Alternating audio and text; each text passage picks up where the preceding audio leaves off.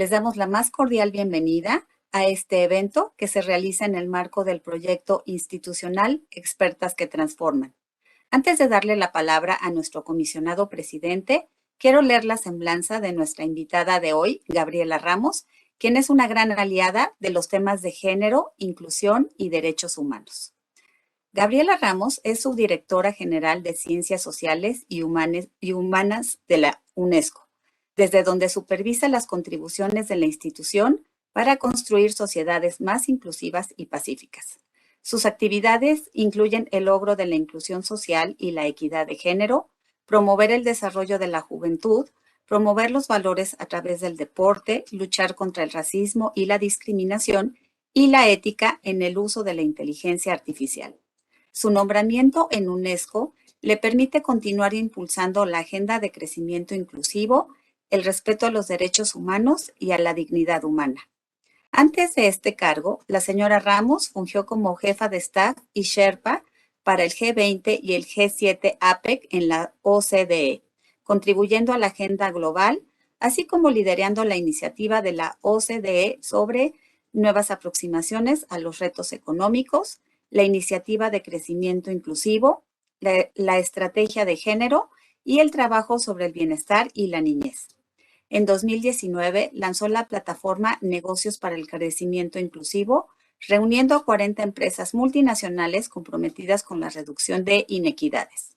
Anteriormente fue directora de la oficina de la OCDE en México y América Latina y miembro del Servicio Exterior Mexicano. En 2013 fue condecorada con la Orden del Mérito por el presidente de Francia. Su trabajo para promover la equidad de género le hizo acreedora en 2017 y 2018 del Premio Forbes a la Excelencia, así como ser incluida como parte de las 100 personas apolíticas más influyentes en la política de género en 2018 y 2019. Ha sido fellow de la Fundación Fulbright y la Ford MacArthur. Es egresada de la Universidad Iberoamericana, Ciudad de México. Es miembro del Consejo Foro de París por la Paz, del Consejo Asesor de UNICEF, del Grupo Steering del Hub Internacional de Campeones de París, del Consejo para la Iniciativa de Soluciones Globales, de la Comisión Lancet en Violencia Basada en Género y Maltrato de Gente Joven y de la Comisión Lancet para COVID-19. Ahora permítanme darle la palabra al comisionado Javier Juárez, comisionado presidente en suplencia del IFT. Gracias, María José. Buenos días a todas y a todos. Me da mucho gusto darle la bienvenida a Gabriela Ramos, una mexicana realmente extraordinaria y que conoce muy bien el sector de las telecomunicaciones y radiodifusión en México y concretamente conoce muy bien al IFT. No solamente por la destacada labor que hoy hace en la UNESCO, sino por su labor en la Organización para la Cooperación y el Desarrollo Económico, la OCDE. Muchas gracias por acompañarnos, Gabriela. Contigo estaremos iniciando una serie de diálogos, conferencias enmarcadas en el plan transversal Expertas que Transforman. Se trata de un plan, pues, que no solamente busca dar visibilidad a nuestras colegas expertas, sino también darles herramientas, manejo de medios, por ejemplo, y que además también sirvan de modelos, de fuentes de inspiración para otras mujeres y niñas, para que vean que sí es posible convertirse en mujeres muy destacadas en el sector de las telecomunicaciones y radiodifusión en México. Qué mejor que iniciar estas conferencias contigo, Gabriela, con una trayectoria impecable, no solamente en lo nacional, sino a nivel global. Has participado en diversos proyectos de alto impacto. Vaya, la misma creación del IFT y la reforma constitucional del año 2013 fue en gran medida resultado de aquel diagnóstico realizado por la OCDE en el año 2012. Y para no ir muy lejos, el año pasado fue fundamental tu involucramiento para que los Estados miembros adoptaran pues este primer documento normativo global en torno a la ética en la inteligencia artificial. Creo que tener la fortuna de escucharte pues será muy enriquecedor para todos y sobre todo puede ser una fuente de inspiración para colegas del IFT y para la audiencia que nos está siguiendo a través de Internet. Muchas gracias por tu tiempo, Gabriela, y te regreso la palabra, María José. Gracias, comisionado. Y pues ahora sí, vamos a escuchar a nuestra invitada, Gabriela Ramos. Bienvenida y adelante. Muchísimas gracias. Qué orgullo y qué lujo ser la primera en esta serie de conferencias que el IFETEL va a estar promoviendo. Y de hecho, recibí los videos que han estado haciendo con muchas de sus colaboradores ahí en el instituto y me da mucho orgullo ver que están realmente, como se dice en inglés, walking the talk, ¿no? Realmente liderando con ejemplo para promover a las mujeres en pues en estos sectores que usualmente están tan concentrados en participación masculina, pero no femenina. Gracias al comisionado presidente, gracias a Ramiro, a Paola, por supuesto a mi querida María José, encargada de la equidad de género y a todos los que nos están acompañando. Creo que estamos en el club de la admiración mutua porque sinceramente el instituto es líder en muchos ámbitos. Creo que ha sido un instituto que se ha creado con base en mérito, con base en buena regulación y con base en justamente permitir que los mercados funcionen de mejor manera para pues los ciudadanos y para nuestras familias y la sociedad en general. Y en efecto, gracias Javier, porque realmente sin representantes como tú, yo creo que la recomendación de la ética por la inteligencia artificial no hubiera funcionado nunca. De hecho, cuando yo veía que Javier no había llegado en las sesiones largas que teníamos para negociar, nos poníamos nerviosas porque siempre hacía intervenciones muy importantes y con mucha autoridad, pero además que ayudaron mucho a mantener el nivel de ambición. Ahora, el tema que nos compete ahora, pues es un tema que realmente ha ocupado pues realmente ya muchos años en mi carrera profesional el tema de la equidad de género y que es preocupante ver que a pesar de muchos esfuerzos, a pesar de todo lo que hemos trabajado instituciones, personas, organizaciones, el progreso es muy lento, ¿no? Entonces quiero presentarles algunos de los elementos que tenemos como datos firmes respecto de la posición de la mujer en los sectores de ciencia, tecnología, en los sectores STEM, y al final decir que, bueno, si las mujeres no quieren ser ingenieras está bien, pero cuando es una decisión propia y no una decisión fomentada por el entorno, fomentada por la cultura, fomentada por lo que la sociedad piensa que las mujeres pueden o deben hacer.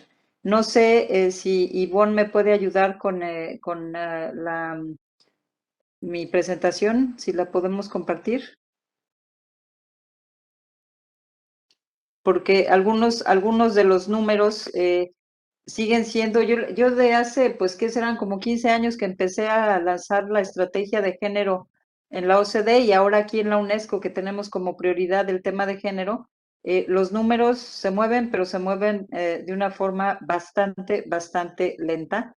Entonces, la que sigue, hay realmente una representación muy baja de las mujeres en los temas STEM, porque evidentemente hay prejuicios de género, desde la educación hasta los algoritmos en inteligencia artificial. Si a las niñas de entrada las empezamos a guiar hacia profesiones que no tienen matemáticas, porque las niñas no son buenas en matemáticas, pues es evidente que ese nivel de aspiración permea el nivel de confianza y permea las elecciones y las decisiones que hacen las niñas respecto de sus disciplinas. Entonces no es sorprendente que las mujeres representen solamente el 28% de los profesionales de STEM. Y ese es el total de los que se estudia, porque hay una pérdida respecto de quienes participan en el sector, una vez siendo profesionales de STEM, y quienes llegan a tener posiciones directivas. Son solo el 22% de los desarrolladores de la inteligencia artificial, y de ahí que muchos de estos desarrollos que solo tienen hombres como parte de los equipos puedan tener sesgos y puedan tener resultados discriminadores si no tienen la diversidad que se requiere para justamente controlar esos sesgos. 20% de los ingenieros, 14% de expertos en informática y solo el 2% quieren tener una carrera en STEM. Entonces el resultado pues es justamente que los desarrollos nada más de la inteligencia artificial son en un 80% elaborados por equipos 100% masculinos. Y yo creo que eso tiene que cambiar. Ha habido muchos análisis que demuestran no solo por qué moralmente es buena idea tener diversidad en los equipos, sino también en términos de los resultados y de la solidez de resultados. Pero esta es la fotografía. En la siguiente lámina van a encontrar el tema de la relación de las mujeres y la tecnología de la información. Y esto no es nuevo, se sabe ya, son 300 millones mujeres alrededor del mundo que tienen menos acceso al Internet móvil. 300 millones, estamos hablando de 2 Méxicos, ¿no? O sea, no es menor, realmente son 2 Méxicos, que es la gran diferencia, porque todos sabemos lo que potencia el tener acceso a los teléfonos móviles. 25% de todos los puestos de trabajo en el ámbito de la tecnología son ocupados por mujeres. Además, las mujeres son 2 veces más vulnerables a perder su trabajo debido a la pandemia, y esto fue porque estábamos en sectores pues donde la mujer es súper representada, que es la economía del cuidado, y 3% de las estudiantes de la educación superior eligen cursos de TIC. Pero déjenme regresar al tema de la pandemia. Las enfermeras, las cuidadoras sociales, las maestras, los trabajadores esenciales, como les llamamos en el mundo, usualmente son trabajos de baja calidad, de bajos ingresos, bajos significados y al final en donde la mujer está sobrerepresentada. ¿Qué es lo que pasa después de la pandemia que está siendo documentado? Se crean muchos puestos de trabajo relacionados con el sector que más se expandió, que fue justamente el sector digital. Entonces perdemos por ambos lados, por la calidad de los trabajos en donde nos ubicamos las mujeres y en segunda porque los trabajos que se están creando están vinculados al mundo digital en donde estamos subrepresentados. Entonces hay ahí una dinámica que tenemos que romper si queremos tener esta igualdad de género. La siguiente gráfica nos muestra la desigualdad en el género en STEM y es una cuestión económica, social y humana crucial para el futuro de nuestras sociedades en la transformación general, porque 75% de los trabajos del futuro están en STEM. Hemos hablado mucho de la transformación digital y cómo va a eliminar trabajos y cómo se va a dar la automatización y cómo los trabajos van a dejar de existir. Esa no es lo que se está presentando. Realmente hay algo mucho más complejo, pero sí ha habido una creación de puestos laborales relacionados con los desarrollos tecnológicos y entonces tendremos que estar mejor representados. 190% del aumento del número de trabajadores en el campo de la inteligencia artificial. Este fue el incremento del número de trabajos que se crearon en inteligencia artificial.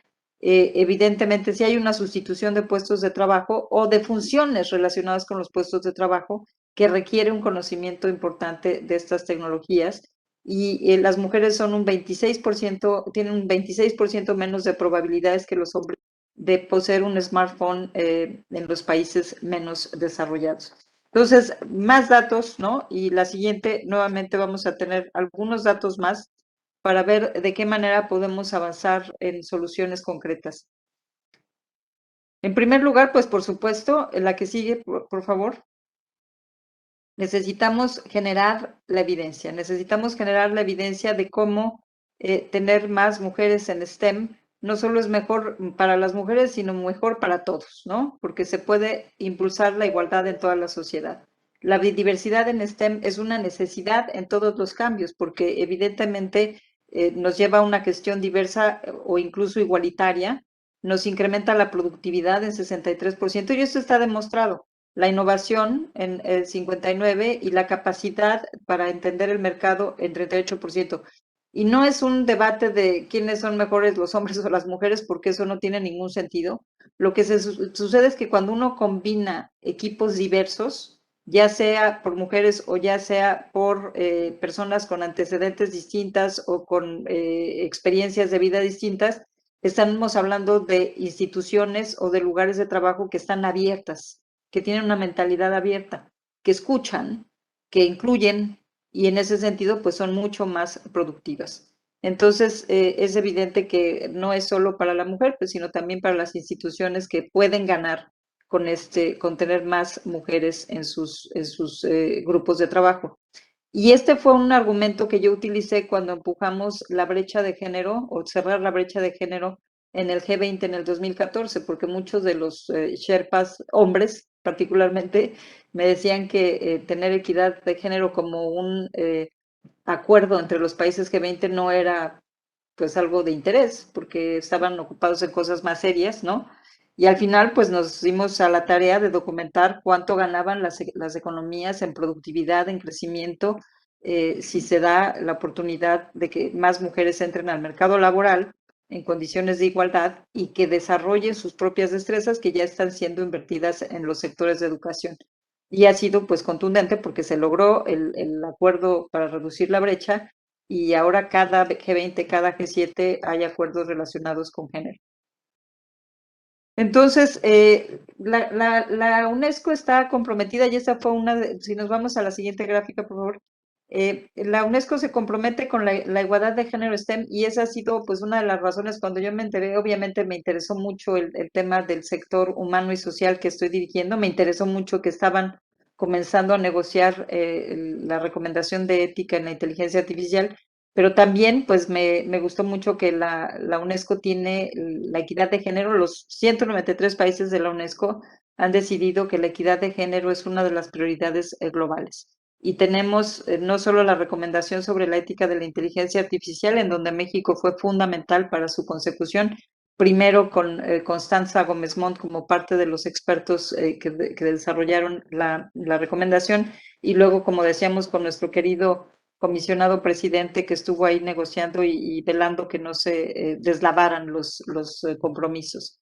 En 2017 se adoptó la recomendación sobre la ciencia y los investigadores científicos, muy importante, que tiene una parte de género.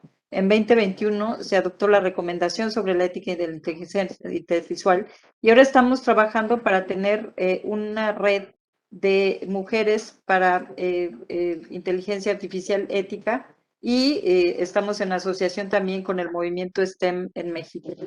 Entonces, estas son algunas de los elementos más importantes.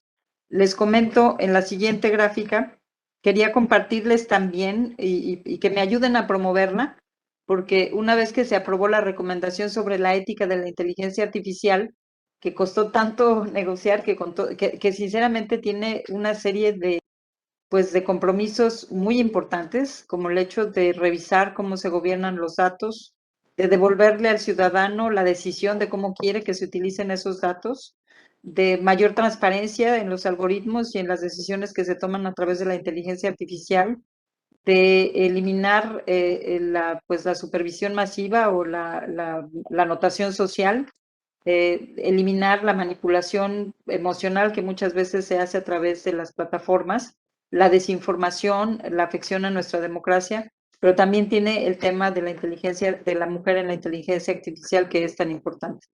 Entonces, les comento cuáles son los criterios de esta recomendación. La que sigue, por favor. Porque como no la negociamos ni economistas solo, ni tecnólogos solos, ni abogados solos, sino que fue un grupo realmente muy plural de filósofos, de historiadores, y esa es la UNESCO. La verdad es que a mí me está fascinando esta institución porque tiene esta multiculturalidad, pero también tiene la multidisciplinariedad. Entonces, cuando uno como economista escucha a un filósofo, pues se entiende mucho mejor ciertas cosas relacionadas con el ser humano. Se definieron valores muy concretos y ya hay de verdad una definición. Les invito a que vean el documento porque es fascinante, en donde la ética se define en principio por un respeto, promoción de los derechos humanos, las libertades fundamentales y la dignidad humana. Esto muchas veces se pierde porque uno se conecta al mundo digital muchas veces en condiciones de vulnerabilidad, si uno es joven, si uno es chico, o en condiciones de no conocer exactamente cómo se utilizan nuestros datos y nuestra conexión con las tecnologías. Se defiende el valor de la prosperidad del medio ambiente y los ecosistemas, y esto salió de la serie de conversaciones globales que tuvimos, porque estas tecnologías tampoco son neutras en términos del impacto ambiental. Y hay que tener esa reflexión también. Si todos estamos comprometidos con el cambio climático, pues no podemos tomar las tecnologías como si no tuvieran impacto. Garantizar la diversidad y la inclusión, que no siempre es el caso. Son tecnologías altamente concentradas, 5 países produciendo la mayoría de los desarrollos tecnológicos, un puñado de empresas a nivel mundial producen todas las patentes, la mayoría, por supuesto, en un solo idioma, con un solo perfil y con ello pues perdemos esa riqueza cultural, lingüística que tenemos alrededor del mundo y que hay que promover. Y además utilizar las tecnologías para construir sociedades pacíficas, justas e interconectadas. Y estos valores se transformaron en principios que tienen que velarse cuando se desarrollan las tecnologías: la proporcionalidad e inocuidad, seguridad y protección, equidad y no discriminación, sustentabilidad, derecho a la intimidad y protección de datos, supervisión y decisión humana. Y eso es importantísimo porque siempre escuchamos, no, bueno, es que estas tecnologías adquieren vida por sí mismas, ¿no? Y luego uno no sabe, porque cuando hay estos grandes desarrollos basados en aprendizaje a través de las máquinas, pues no sabemos cómo aprendieron y entonces los resultados tampoco sabemos cómo llegamos. Pero al final siempre tiene que ser el hombre o la mujer los que deciden si se aplica o no estos desarrollos tecnológicos. Transparencia y explicabilidad, responsabilidad y rendición de cuentas, sensibilidad y educación y gobernanza. En resumen, lo que sucede es que, y ustedes lo saben porque ustedes son los reguladores y ustedes son los encargados de velar que estas tecnologías respeten estos derechos humanos, la verdad es que en el mundo digital tenemos más problemas para asignar responsabilidades, tenemos más problemas para resarcir el daño, no es tan claro muchas veces quién es el culpable cuando algo sale mal, y entonces es bien importante que logremos restablecer el Estado de Derecho en línea, así como lo tenemos fuera de línea. Y estos principios al final se transformaron en la siguiente gráfica en políticas muy concretas. Y esto yo creo que es importante porque pues el Consejo de Europa, la OCDE, muchas instituciones ya habían desarrollado sus propios principios de inteligencia artificial muy parecidos en términos de transparencia y explicabilidad, y entonces la UNESCO se dio a la tarea de transformar esos principios en opciones de políticas concretas, en temas de política de datos y cómo de verdad cambiamos la forma como, incluso pensar en la monetización de los datos, porque eso es lo que las grandes empresas empaquetan para vender y a nosotros pues simplemente no se nos retribuye nada. Pero también los gobiernos están tomando cada vez más decisiones con el apoyo de la inteligencia artificial, lo cual es maravilloso porque nos ayuda realmente y nos añade capacidad analítica, pero tenemos que ser muy prudentes de cómo se utilizan y cuándo se utilizan. El tema de género fue algo que entró muy de cerca y que trabajé mucho con María Elena Sabillo y también con Constanza y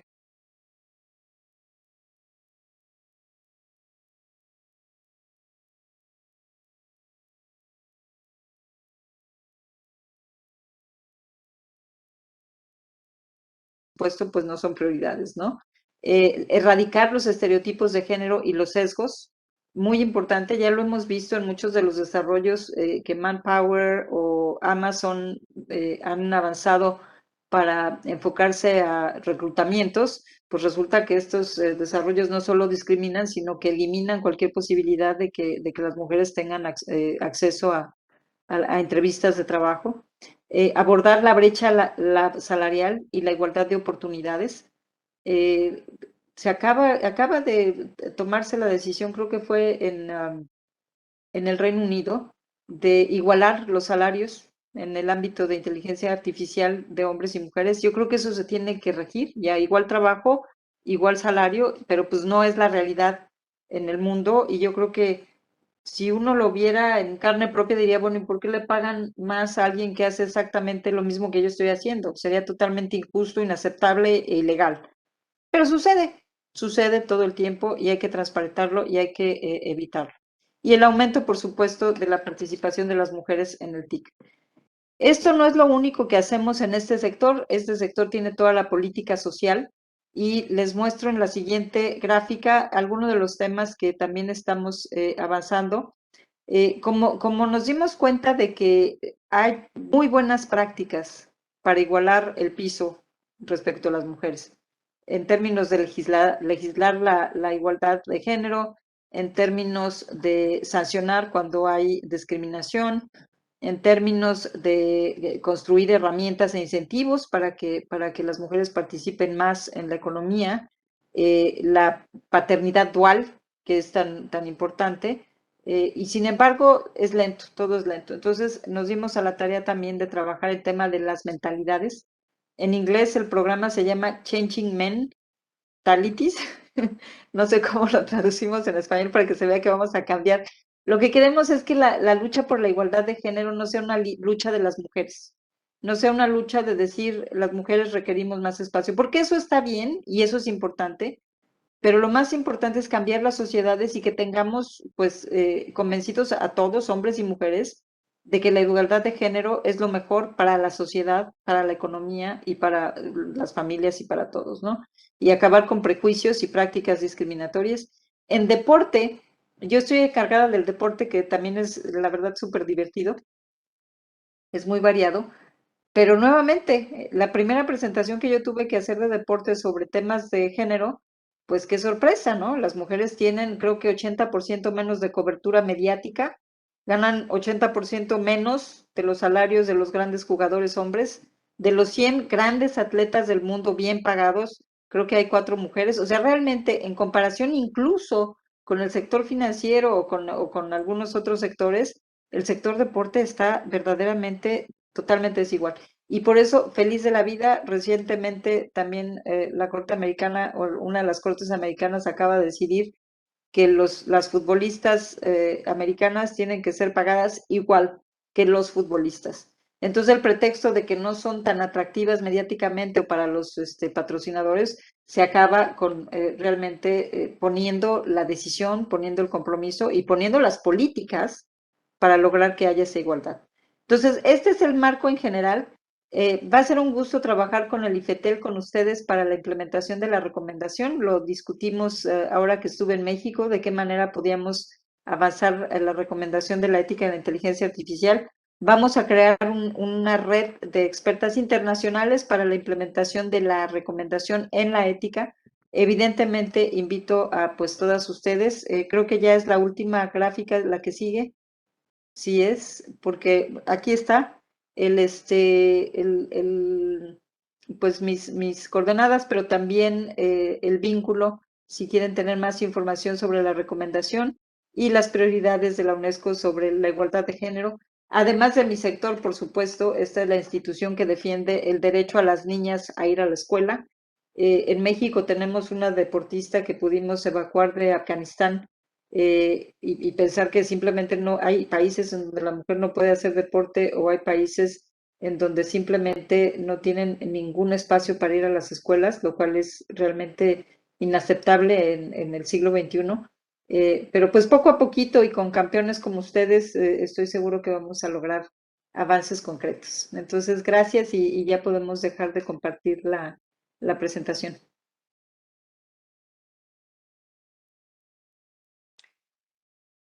Muchas gracias, Gabriela.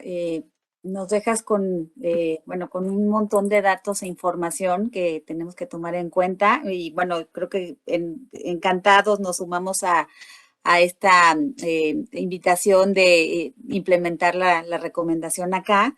Tenemos muchas personas que se conectaron, que están muy interesados en comentar, en preguntar y voy a empezar con algunas preguntas que nos han llegado.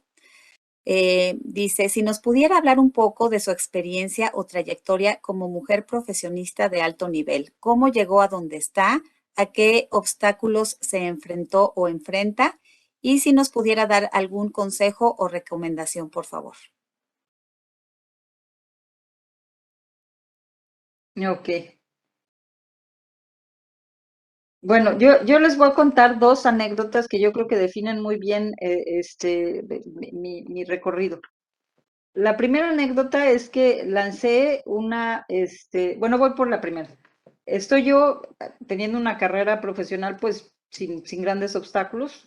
Algunos temas de proposiciones mal puestas de algunos colegas en algunas instituciones, pero nada de problema mayor, ¿no? Pero pues yo simplemente mi carrera la inicié en el servicio exterior, me fui a Harvard, me contrataron en el centro de la OCDE en México y para mí la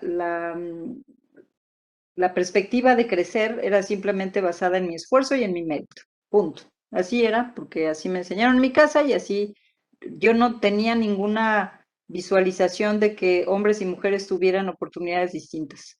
De hecho, soy de una familia donde había un hermano y había mi hermano Carlos, mi hermana Laura y mis papás en la igualdad. Los tres éramos completamente parejas y yo creo que por eso para mí fue una situación totalmente normal. Hasta que se embaraza uno. Y es cuando uno se da cuenta de que hay diferencias porque uno es el que tiene el bebé, uno es el que tiene que cuidarlo.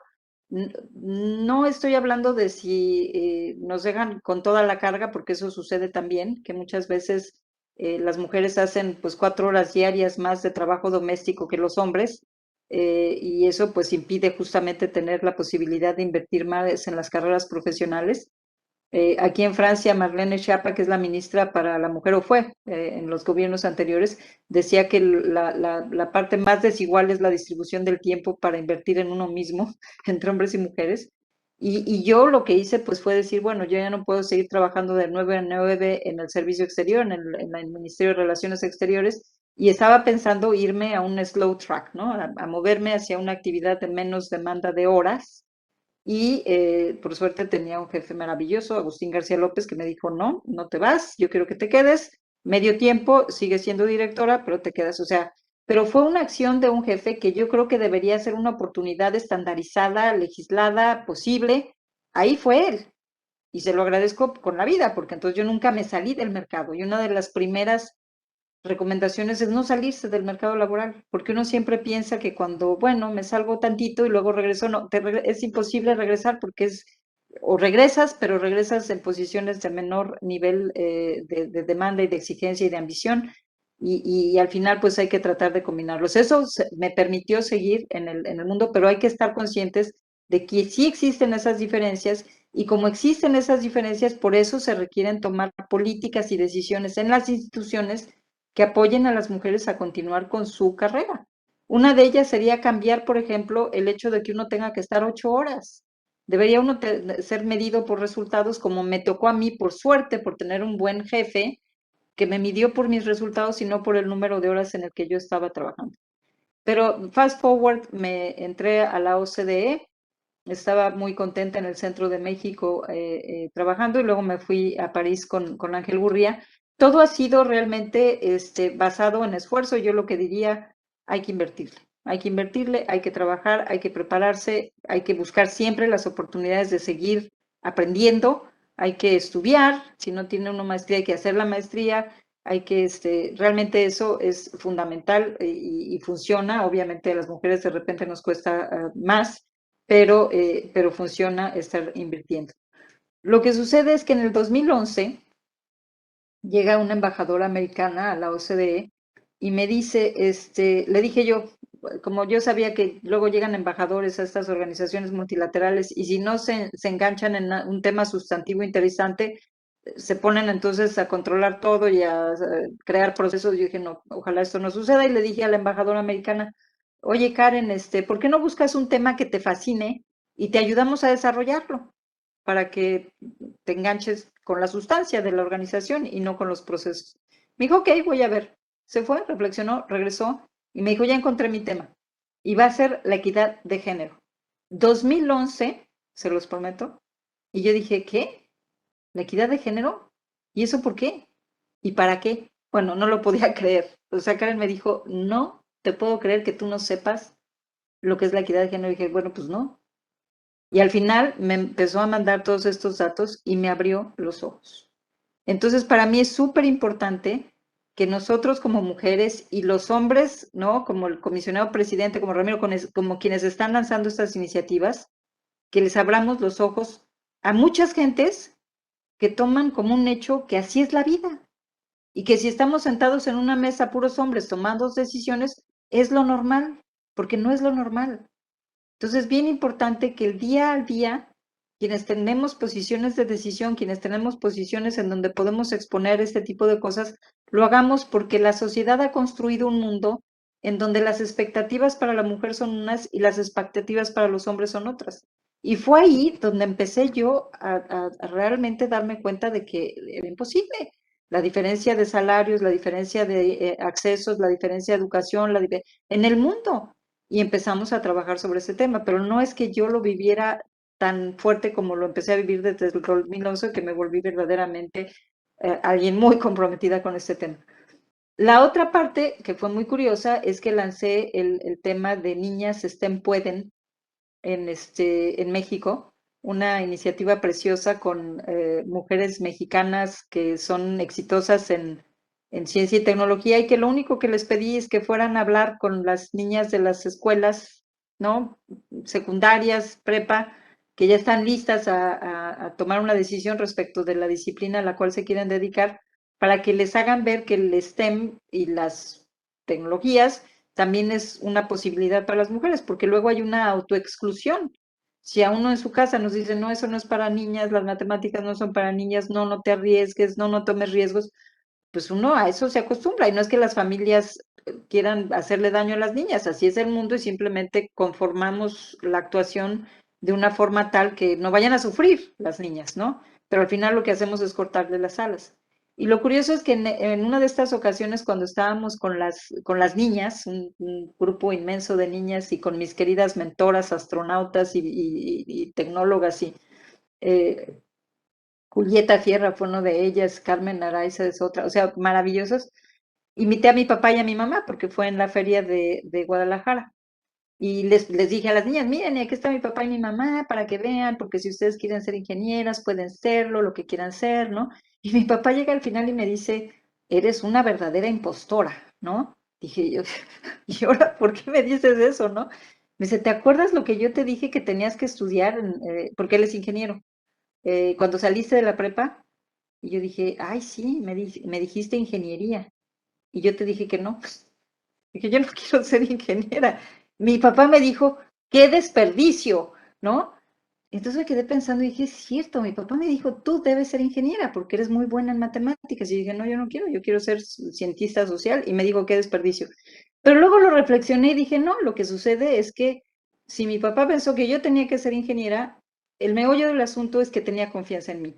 Entonces, el mensaje es, démosle confianzas a nuestras niñas. Digámosle a nuestras niñas, tú puedes. Lo que quieras hacer, tú vas a hacer.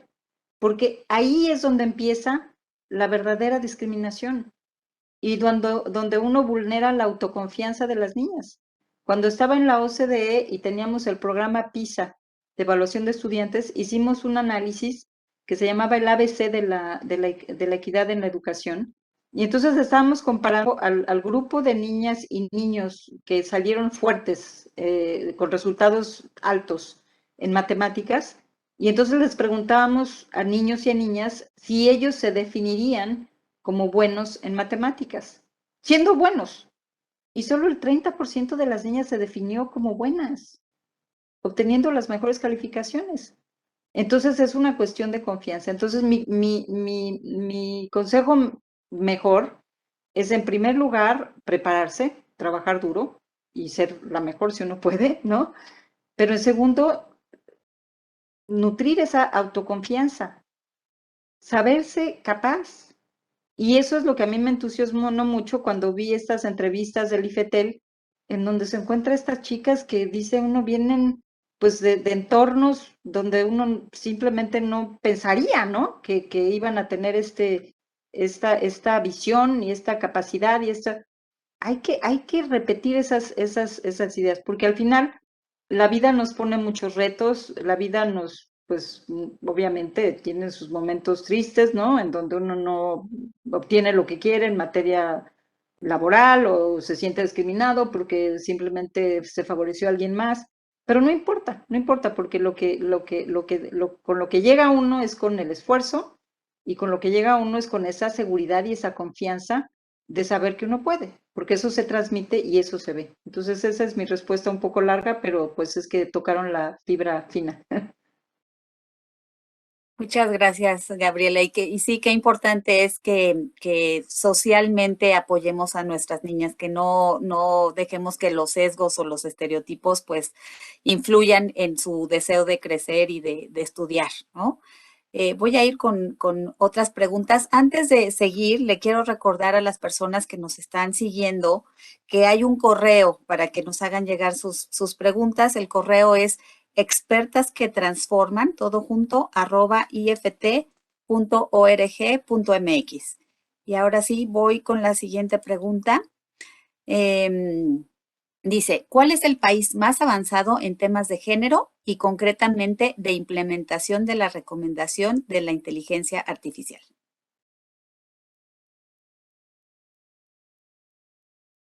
Bueno, en temas de género es consabido que son los nórdicos.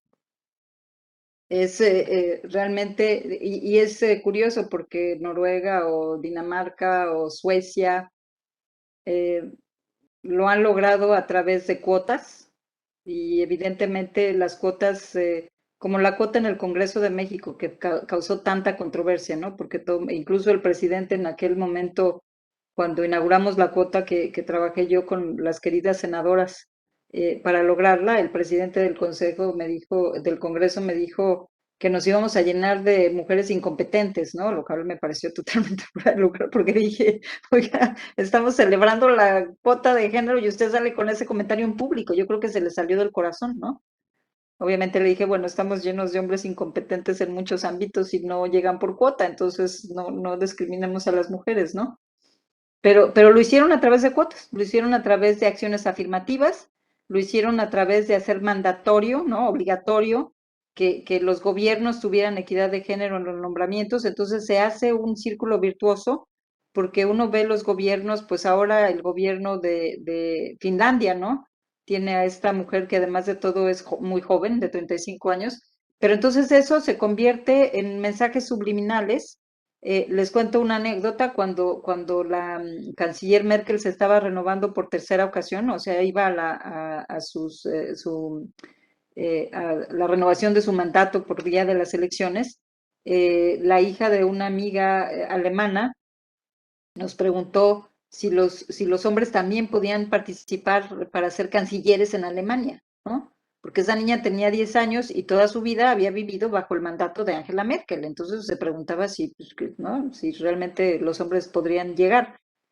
Esto para decirles que las niñas no pueden ser lo que no pueden ver. Entonces, los países nórdicos han estado con esta serie de políticas muy estrictas, legislando la igualdad con paternidad dual, pero no solo decir, bueno, te doy 3 meses para que como hombre vayas y cuides a tu bebé, paternidad dual en la base de la tomas o lo pierdes, y entonces los hombres la toman. Añadido a incentivos para que los propios hombres, que muchas veces también los hombres son los que están cargados con esta idea de que ellos son los que tienen que ganar el recurso para la familia, entonces no pueden poner en riesgo su carrera y tomarse 3 meses, etcétera, con algunos incentivos para premiar a aquellos que toman su paternidad. Y entonces eso ya se normalizó y uno ve, siempre hay mujeres en la toma de decisiones, siempre hay hombres cuidando sus hijos y a las familias, y se ha estandarizado, todo comienza con legislarlo, pero también con estas herramientas más finas para lograr la equidad de género. Hay historias muy lindas. Yo digo que la cuota del Congreso de México es una historia muy linda, porque se logró, con muchas críticas, como les digo, ¿no? O sea, estar llenas de incompetentes, con muchos miedos, porque sí había, pues, los partidos que decían, ¿y dónde voy a encontrar mujeres capaces, no? Ahí sí se preguntan por encontrar mujeres capaces, ¿no? Pero al final se logró. Y entonces ahora me dio pues mucho orgullo porque este no era crédito mío, yo ya nada más ayudé a tomar algunas de las evidencias que teníamos en la OCDE para apoyar a las verdaderas campeonas que eran las diputadas y senadoras que estaban peleando por ello y que lo lograron. Pero me dio mucho gusto que creo que fue el verano pasado que fui a México y que estaban las elecciones legislativas.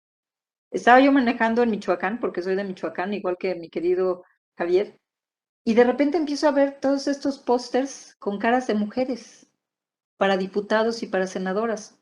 Y dije, vaya, México está haciendo grandes progresos, qué lujo, qué bien. No había visto tantas mujeres en estos pósters políticos, ¿no? Y me acordé de la cuota. Dije, pues ahí está, funciona. Porque ahí están y nada más verlas era pues una gran emoción. ¿Quiénes son los principales implementadores de la recomendación? apenas estamos comenzando. Entonces, yo diría que México está liderando porque justamente el IFETEL fue uno de los primeros que dijo vamos a poner en marcha. América Latina, Colombia está muy de avanzada. Alemania ya hizo una evaluación de la implementación de la recomendación. España está en búsqueda también de avanzarlo. Marruecos fue la directora general a Marruecos y ya dijeron que ellos ya van a comenzar a implementarlo. Pero hay 60 países que crearon una red que se llama de los early adopters, ¿no? Los implementadores primero, que realmente están empujando por esta cuestión. Yo diría que en términos de involucrar a las mujeres en tecnologías, los países líderes pues, son Estados Unidos y el Reino Unido. Son realmente muy impresionantes.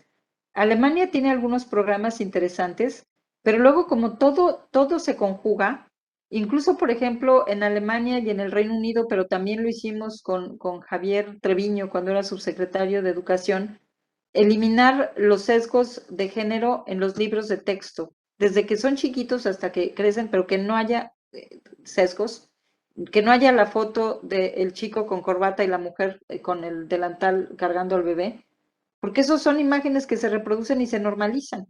Y entonces, todos esos programas creo que funcionan justamente incluso para lograr más mujeres en áreas tecnológicas. Muchas gracias, Gabriela. Y bueno, tenemos acá otra pregunta. Dice, en el desarrollo de la inteligencia artificial y siguiendo el tema de la ética en la inteligencia artificial, ¿es posible crear algoritmos dirigidos especialmente a la igualdad y equidad de género? Es decir, que el algoritmo pueda llegar a comprender dicho concepto y llevarlo a su aplicación. Pues mira, esa pregunta yo creo que más bien Javier tendría que contestarla porque él es el tecnólogo, pero yo te diría que sí, yo te diría que sí, porque al final nosotros entrenamos a los algoritmos. Entonces, cuando, por ejemplo, en primer lugar, asegurándote que tienes una base de datos de calidad y representativa, porque ya ha habido muchas instancias en donde se denota que la falta de calidad en estas bases de datos también te puede llevar a la discriminación. Entonces, si la mujer, por ejemplo, no se encuentra bien representada en los sistemas financieros y el sistema financiero utiliza su base de datos para hacer una serie de análisis para decidir a quiénes se le dan más créditos, pues es evidente que si la mujer está de entrada subrepresentada en ese mundo y en esa base de datos, pues va a estar subrepresentada en los beneficios que puedan otorgarse por parte de estas instituciones. Entonces, la base de datos es muy importante. Pero luego, sí, ¿cómo entrenamos a los algoritmos? ¿Qué patrones les pedimos que reconozcan? Cuando Amazon hizo este algoritmo para identificar cuáles eran las características más importantes de alguien que era exitoso en procesos de reclutamiento, ¿no? Y que resulta que pues discriminaba. Cuando empieza uno a revisar qué fue lo que se le entrenó al algoritmo, pues era evidente que iba a rechazar a las mujeres porque había ciertos perfiles que se reproducían de escuelas donde estaban pues mayoritariamente hombres o de disciplinas en donde mayoritariamente había hombres e incluso nombres que eran de hombres. Entonces, al final, ese entrenamiento para reconocer ciertos patrones con una base de datos sesgadas, pues te lleva a que haya discriminación y que haya sesgos. Yo creo que ya hay algoritmos que corrigen esos algoritmos. Y de hecho, estaba platicando el otro día con la experta que hizo este algoritmo fascinante que está utilizando Microsoft para asegurar la transparencia de sus algoritmos. Entonces, por supuesto que debe haber y debe ser casi mandatorio, ¿no? Pero más que algoritmos que corrigen algoritmos, lo que yo diría es que tratemos de evitar tener algoritmos mal desarrollados, ¿no? O sesgados o con problemas de origen. Y ahí lo que estamos haciendo con la recomendación es bueno, los países miembros, incluyendo nuestro querido México, nos pidieron que desarrolláramos un instrumento de evaluación de impacto ético, que va a hacer este tipo de preguntas, ¿no? Para que quienes estén desarrollando las tecnologías puedan hacerse esa reflexión ética y ver que no estén pues simplemente reafirmando los sesgos y las discriminaciones que existen en el mundo real, ¿no? Entonces yo creo que va a haber por esa vía. Eh, no se puede regular todo, y eso también ustedes lo saben mejor que nosotros. Hay siempre un balance entre la regulación, la innovación, el espacio, ¿no? Pero lo que sí debe haber siempre es una norma y checkpoints. Es como los restaurantes, ¿no? Uno no se mete a todas las cocinas de todos los restaurantes para ver si le ponen sal o no a los alimentos o la calidad de los alimentos. Pero hay una norma, hay auditorías, hay visitas y hay confirmación de si se están haciendo bien o mal las cosas. Entonces yo creo que eso tendría que ser también un modelo que se siga en este tipo de checkpoints que es tan importante en el desarrollo de las tecnologías, ¿no? Gracias, Gabriela. No sé si el comisionado Juárez quisiera hacer algún comentario sobre esto. Gracias, María José. Sí, sí, sin duda, seguramente se puede crear ese tipo de algoritmos, pero creo que lo más relevante, Gaby, va a ser, seguramente ese algoritmo no va a salir de uno de los que han creado este 80% de, de algoritmos creados por equipos 100% hombres.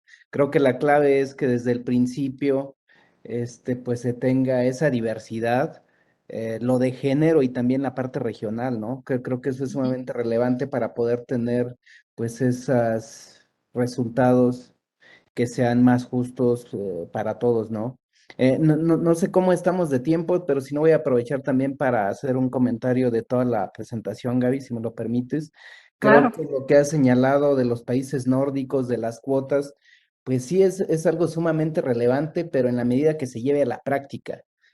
¿Por qué te digo esto? Porque aquí también, y aunque en la Constitución ha quedado lo de paridad en todo, pues hoy por hoy, y que incluso para el IFT, para ocupar las plazas vacantes de comisionados, se hicieron concursos específicamente para mujeres, pues la realidad es que hoy solamente somos 3 comisionados y las 3 vacantes que se tienen, que son solamente para mujeres, profesionistas que han cubierto todos los trámites, los exámenes, pero la realidad es que están ahí en listas, no se han enviado por parte del Ejecutivo Federal, no se han enviado al Congreso para que eventualmente sean ratificadas, ¿no? Entonces, no es solamente dejar estas normas en papel, con estas acciones afirmativas, con estas cuotas, pues, sino de que realmente se pueda Claro. materializar y ponerlo en la práctica, ¿no? La realidad es que hoy como pleno somos solamente 4 comisionados hombres, lo que lo estamos conformando, ¿no? Y otro que también me ha gustado mucho de tu presentación es lo que podemos llevar de todo esto al plano personal, como padres de familia, también de niñas. Esta frase que dijiste de no cortarles las alas, creo que es bien relevante. Y tampoco se trata de imponerles, ni mucho menos, o sea, pero así como tú no te fuiste por ingeniería en su momento, pero sí darles, creo que todas las opciones, y yo siempre lo he mencionado así en alguna ocasión que fui a comprarle un juguete a mi hija, pues me enseñaban dónde estaban las muñecas y eso. ¿Por qué tenemos que quedar como padres de familia en ese pasillo de las Barbies o de la doctora Juguetes? No, yo creo que tenemos que darle una vuelta a toda la tienda y pues comprarles, no hay juguetes de género, pues, o sea, si le compramos un robot, un carrito, lo que sea, creo que va en línea con esto que señalabas de no cortarles las alas, ¿no? Y pues eso, agradecerte mucho que hayas compartido todas estas reflexiones. Y pues no sé cómo estamos de tiempo, María José, para más preguntas o qué, pero muchas gracias, Gaby. La verdad ha sido una conferencia, que nos ha puesto a reflexionar. Gracias.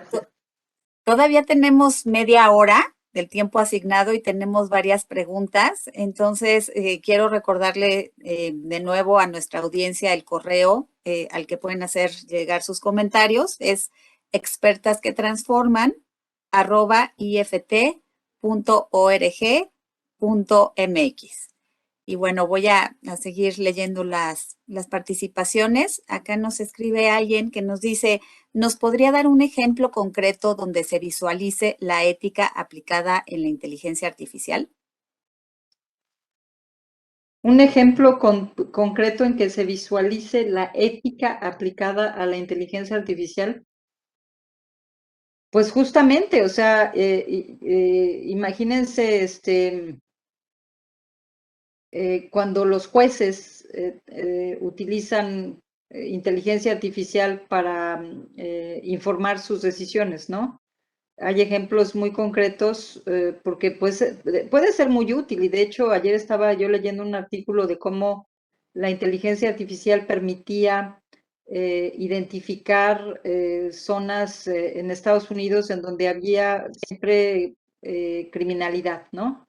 Y entonces con la inteligencia artificial utilizando un análisis de los patrones de cómo se daba la criminalidad, se podía tener una planeación mucho mejor de la actividad policial, por ejemplo, ¿no? Entonces eso resulta sensacional. Pero lo que pasa es que hay que tener mucho cuidado en cómo se desarrollan esos algoritmos para entender, ¿no? Porque al final lo que acabaríamos haciendo es simplemente eh, cayendo en los estereotipos de que usualmente son las comunidades en desventaja, las comunidades donde viven las poblaciones afroamericanas, las comunidades donde están los latinos, ¿no? En donde se da la de criminalidad y entonces, pues eso es una utilización no ética. Entonces, no es tanto que la tecnología tenga que llevar a la ética, es la ética la que lleva a la tecnología. Y al final del día es la decisión de quienes utilizan esas tecnologías de hacerlo de una manera ética.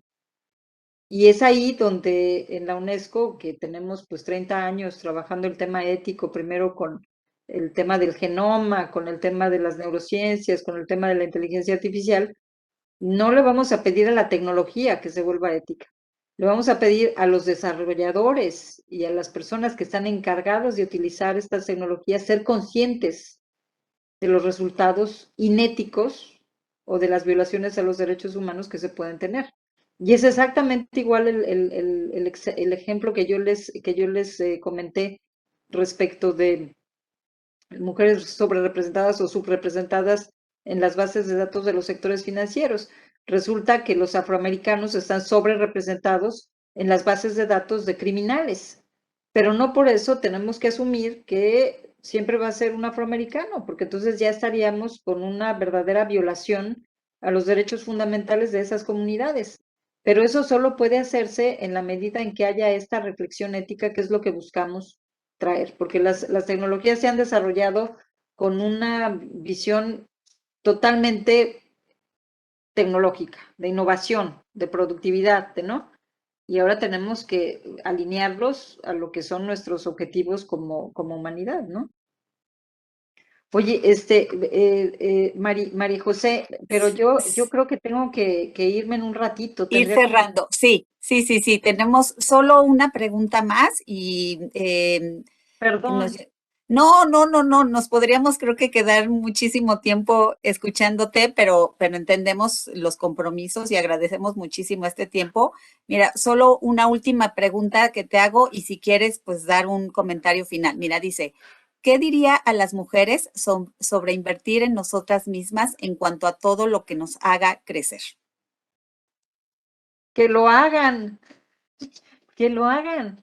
O sea, porque al final del día tampoco, yo de verdad les recomendaría a todas mis queridas amigas mexicanas que nos están viendo, que tampoco caigamos en la victimización, porque al final del día también es parte de un esfuerzo propio.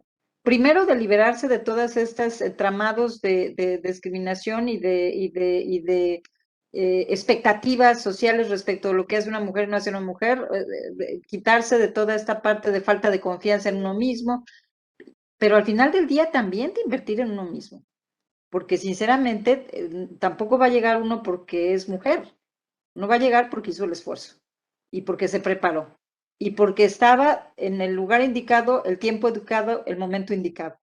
Pero para ello hay que estar preparado. Entonces, independientemente de ser hombre o ser mujer, yo creo que México necesita más preparación y mejor preparación y tener más instituciones como el IFETEL y tener más comisionados como los misionados y los maravillosos funcionarios que tiene, que sea basado en mérito, porque es la única forma de salir adelante.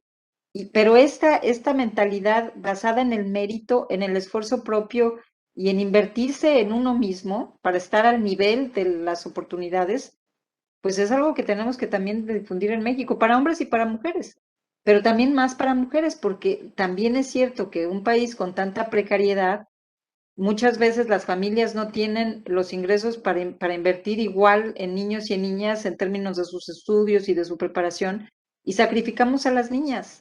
Entonces, nuevamente, un llamado para que no sea así, para que se invierta en niños y en niñas, y evidentemente, terminando con esta cita que le gustó tanto a Javier, ¿no? Pues que les demos alas, ¿no? Alas para volar. Así es.